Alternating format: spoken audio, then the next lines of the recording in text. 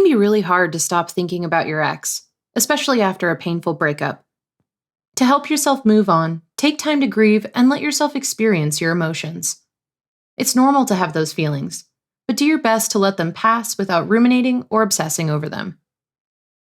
If you find yourself focusing on negative thoughts or emotions too much, gently remind yourself to let go. You might find it helpful to write them down on a piece of paper, then throw the paper away. Or try a visualization exercise, like picturing someone holding up a stop sign every time you focus on your anger about your ex. It can also help to talk to someone you trust, whether it's a friend, a family member, or a therapist. They can offer advice or just listen when you need to vent.